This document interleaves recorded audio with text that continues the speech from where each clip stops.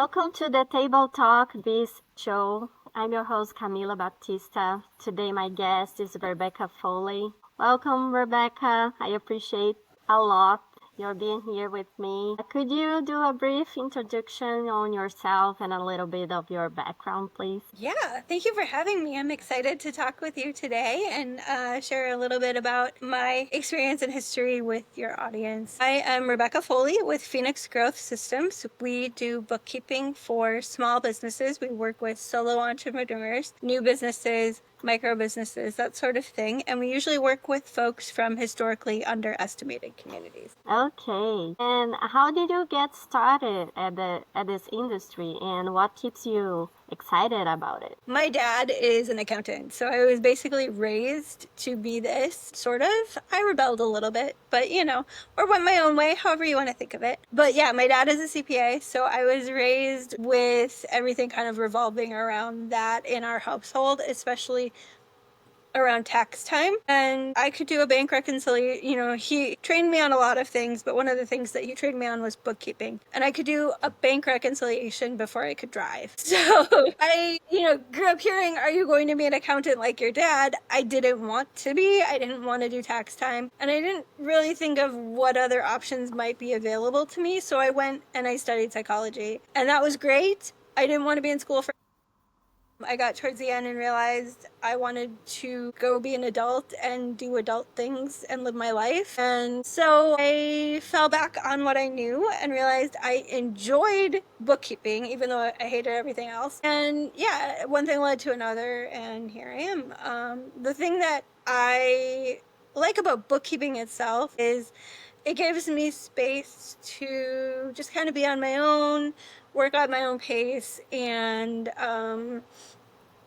really just focus on the work I'm doing with, maybe a little background noise with a podcast or something.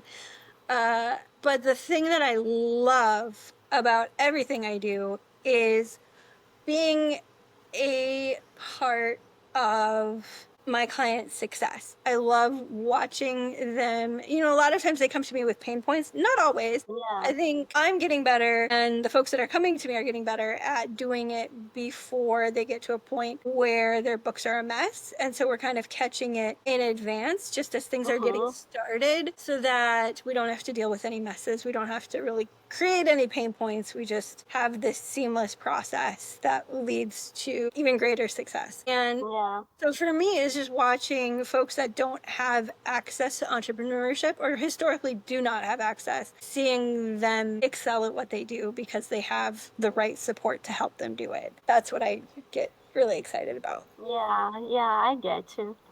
And tell me one thing that most people don't realize about running a business.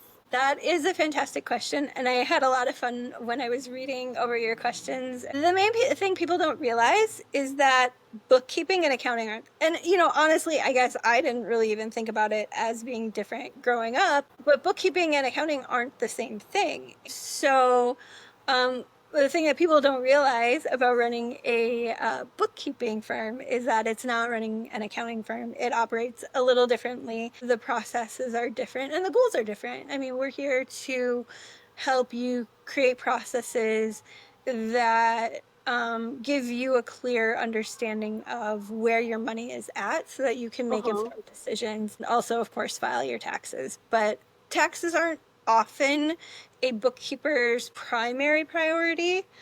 And to simplify it, they are often a tax preparer or a CPA's priority. There's a little more nuance in that, but I think that would be my response to that question.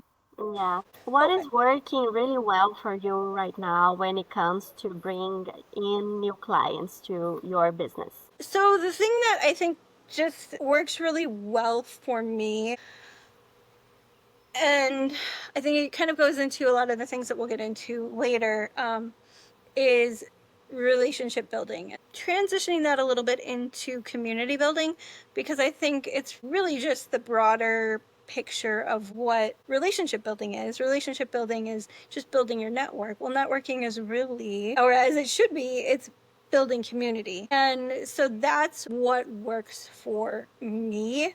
A lot of times we think of it in terms of like very business related terms like we're building word of mouth, things like that. Well, what is word of mouth? It's really just creating community. And I think that's kind of the direction that I'm going. I wouldn't say I've necessarily seen myself being in that place in those terms with how I acquire new clients. And I don't really see it as like acquiring new clients, right? I see it as bringing in these, already having these relationships developed, bringing in people that I can help, and just again part of community, doing my role as a member of the community and helping other entrepreneurs do what they need to do in an equitable way, so I get paid, and I'm not charging so much that they can't afford it. But yeah, that's kind of how I view it. And what is your biggest priority right now? It's scaling, it's efficiency, it's what it is. I think I'm in a weird place right now, and this is how it is every summer.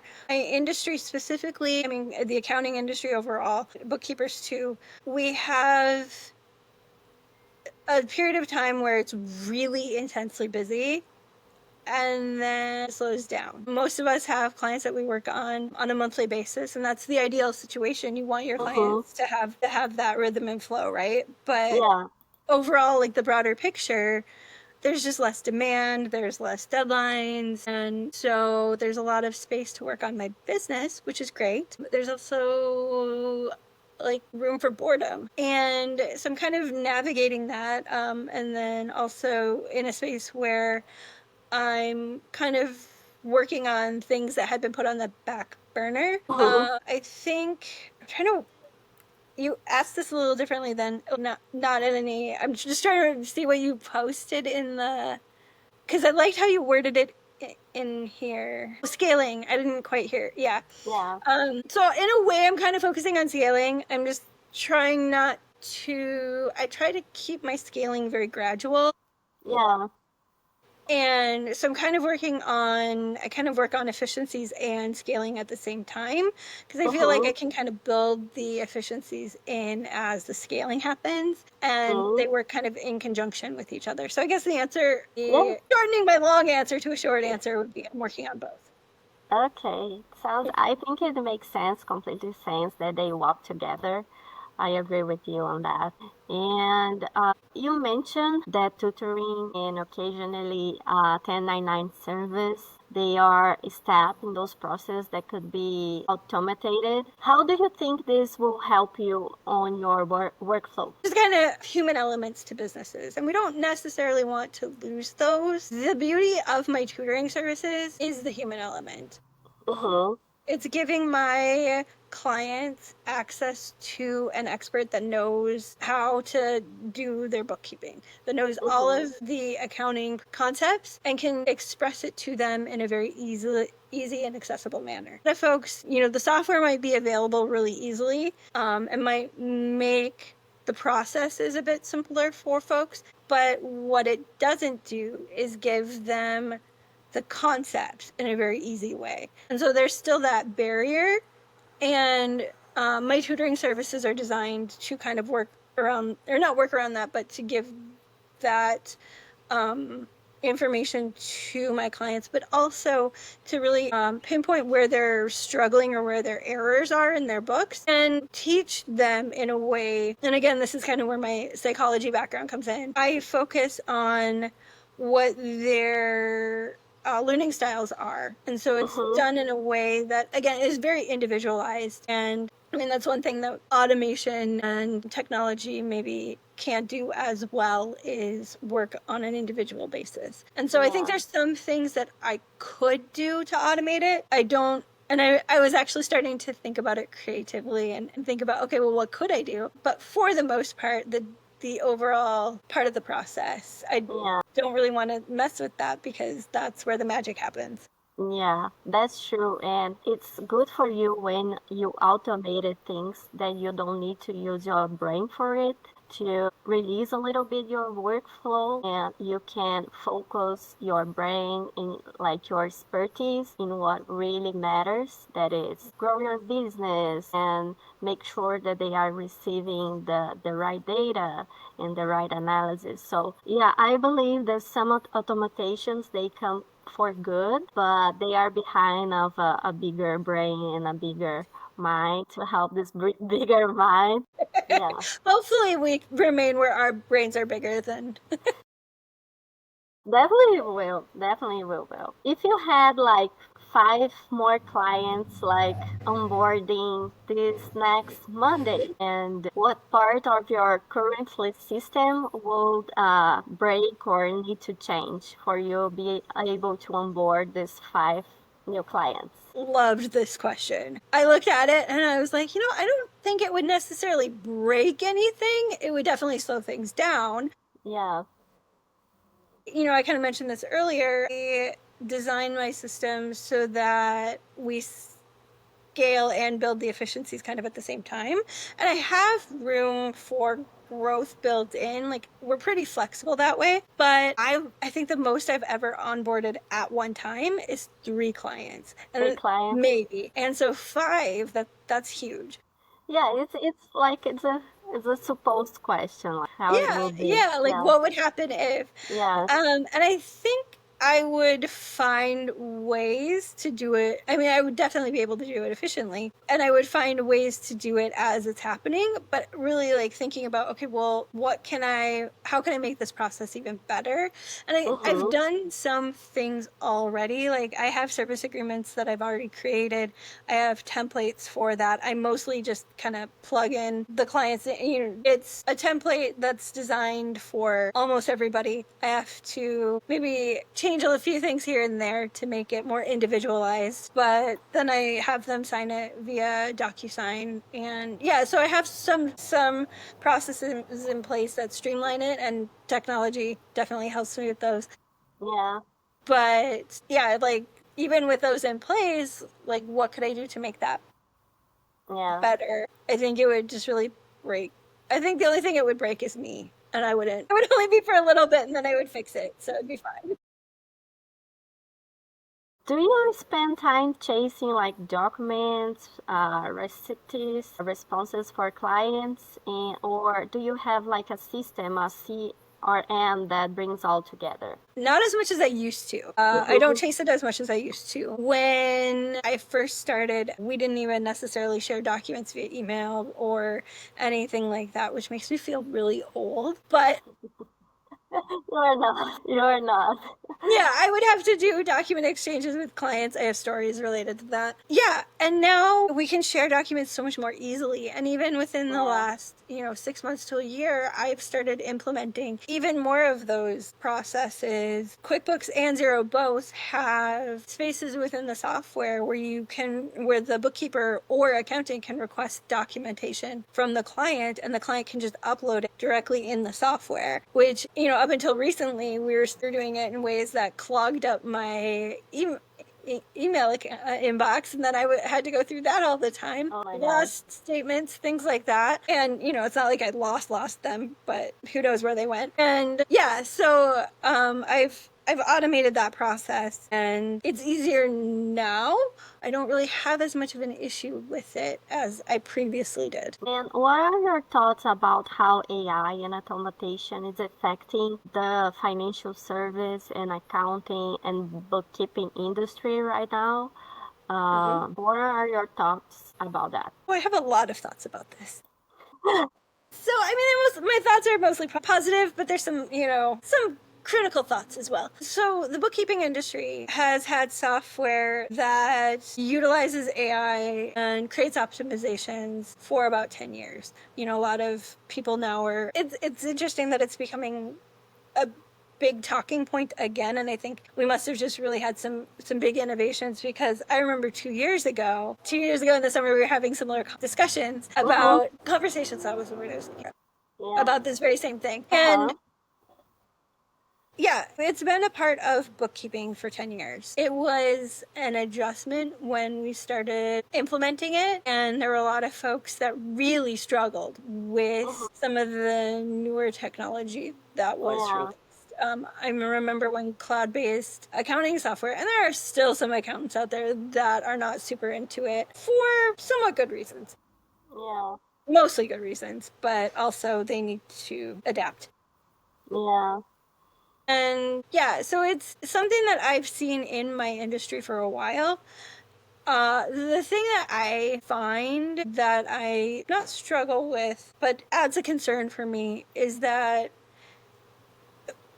it's used in a way that can lead to errors. A lot of Okay. times you see folks utilize an online bank feed, and I know this is a feature in QuickBooks. I'm not certain about in Xero, but in QuickBooks, there's a little, when you go in the rules section and you set up rules for your transactions as they come in, Okay. there's a function to auto add. And so if you, which I'm going to stop my whole thing right there and just tell your audience, don't auto add transactions. Just don't. It's going to, Yeah.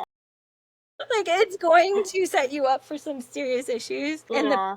in the future. And it's worth taking just that little bit of extra time to review the transaction and press match or add versus just auto adding. Yeah.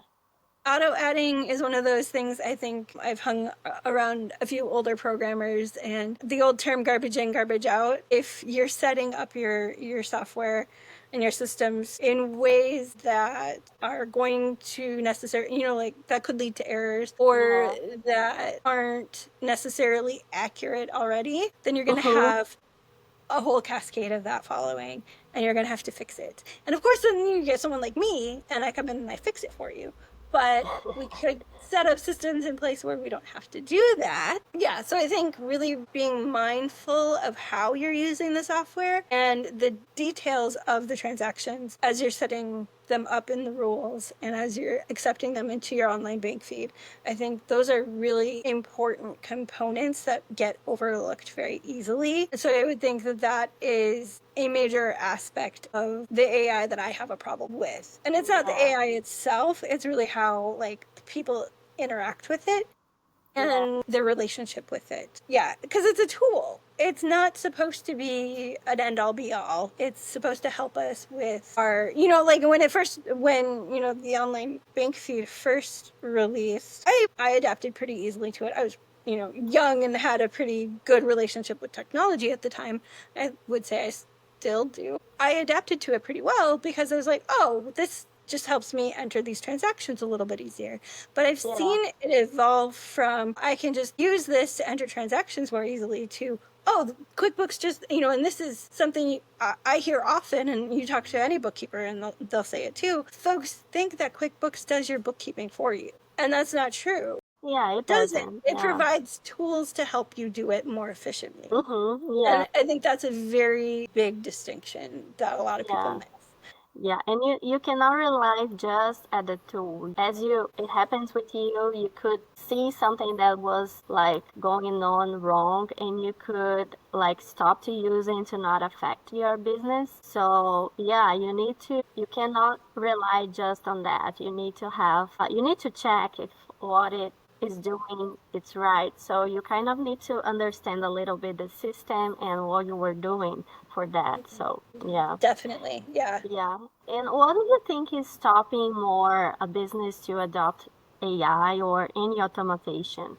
Do you think it's trust? Is the cost? Is the form that people are implementing? What do you think it is? Well, I think there's so many different uses and forms that are available. And so I think some of it is, needing to be educated on what is available and what works best and what systems you can implement successfully and maybe which ones you need to be a little bit more careful with.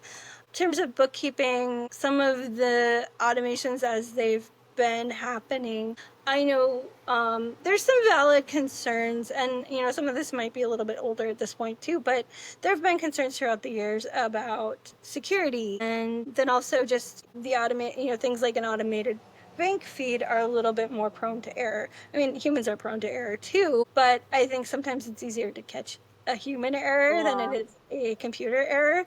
Mm-hmm. And so I think those are some major concerns. And in the industry, when this technology was released, a lot of folks that are now probably where I'm at in my career, but that were older than me and more experienced were very cautious of the software. And I think some of the things that they were probably worried about we're seeing. Yeah. One of the things that I would say, like with bookkeeping software, is it's hard to do a backup Mm-hmm. on, like back in my day, in the olden times, we would have it on like big, giant, clunky piece of software that had its issues. There's been a lot of like innovations that Yeah. cloud-based accounting software has given us. But one of the things that we've exchanged that convenience for is the ability to back up our data. And then there's always the question of who owns that data. A lot of my social media friends refer to, friends that are working in social media, digital marketing friends, they refer to rented space. And this is just a thought I'm forming right now, but I would guess that that's probably something we see, maybe not fully right now, or it isn't something it's probably more like a hidden danger. But well, actually, it's not that much of a hidden danger. There was a bookkeeping service. I wish I remember the name of it because I'm gonna leave this and I'm gonna remember it later and then I'm gonna feel really dumb. But there was a service where they were automating it a little bit more. They were doing it at a very low cost, and then they folded. Like their business just folded. And Oh my so left gosh. all of their customers with these issues, like they weren't looking at their bookkeeping because the service was doing it for them in so efficiently apparently, and so cheaply that they just thought, oh, I don't have to think about it. So they weren't looking at their data. They didn't have things downloaded for any type of backup or anything like that. So I think that And that who use like data and numbers work with that? It's crazy because like you need to have things that like you need to have knowledge and have some backup to know what you were doing and know that you were doing right and a backup to see what happens. So yeah, that's crazy. Yeah, Yeah, I today. always, yeah. One of the things that I Go would ahead. suggest too, and I always make a practice of for my clients, is there are reports I pull at the end of the year. So if something were to happen to, Yeah. let's say, their accounting software for whatever reason, then we have those reports. And I do it every year so we can look back every Yeah. year and see that information. And one of Mm-hmm. the reports I pull just has every transaction that we've entered throughout the year. So, Yeah. worst case scenario, if something happens, we've got all of that data in one place. And Yeah, my this clients have access is to really it. smart for you. Yeah, Yeah. yeah. And what are the top challenges that you are facing right now in your business, Rebecca? Yeah, it can be anything. I'm bored right now. Which is a good thing. It's good to rest. I get a little antsy this time of year just because I don't have as much pressure. So I have to be Well, a little bit more self-motivated. yeah, And I'm not always so good at being self-motivated. I need like that external pressure. I think everybody has a little bit difficult on self-motivated. It's not Yeah. an easy thing, right? Yeah. But as business owners, we need to, right? Like we need to find something that will motivate us and to keep our work and do the best job that we can do always. Yeah. Yeah, Yeah. but I agree with you that it's hard. It's good, and I think it provides me with space to explore my creativity. And I think that's Yeah, something entrepreneurs really need to have because we yeah, need to think about like the future and the what ifs and things like that. And so yeah. it gives me space to play with some of the goals that have been percolating, some of the projects and goals that have been percolating in the back of my mind. Mm-hmm. But it'd be nice to have a bookkeeping challenge here and there too. Yeah. What are your goals for the next 6 to 12 months? 6 to 12 months. Well, I'm working on some projects that are, again, I mentioned previously that I'm kind of transitioning from viewing networking as like relationship building and Mm-hmm. networking to community building. So I'm kind of implementing some very early stages and maybe don't want to be overly detailed in what I say just Yeah, because no, of I'm course. working on it and I don't know where it's going yet, but I'm working on potentially building some form of digital community for uh, entrepreneurs from historically underestimated communities. And I think it would primarily be for folks who work remotely and digitally, just because I think that would be the best fit for them. That's who it would benefit the most. So I'm working on that, but I'm really just in the very early stages of it. It's been an idea that's been percolating, and I finally just started it last night at like 5 p.m. Oh my gosh, that sounds really excited. Please share with me when your idea goes live. Like I work remotely, and I would adore to be part of your community as well. I'll send you a link when things get really, Yeah, if you want to be an early member, I will yeah, of send you an course. invite. So Yeah, it will be a pleasure. I haven't really built anything into it yet, but I really just got the platform set up yesterday. It's exciting. Anyway, thank you again for your time, Rebecca. I Thank really you. appreciate your time here with me, talking with me, and where people can go to reach out if they want to contact with you. Yeah, so I have a website, phoenixgrowthsystems.com. And then I also, I'm on LinkedIn and I'm on Instagram. I don't really do anything with it. However, my social media manager does an amazing job on Instagram. But if you just Google Phoenix Growth Systems, you'll find me, or, go to LinkedIn and Rebecca Foley. I think I'll pop up. I think I'm somewhat Googleable. Is that a word? I believe so. Rebecca, you were too fun. Cool. I like entertaining people on the Oh side. my God, you're too funny. Accurate bookkeeping with some entertainment thrown in.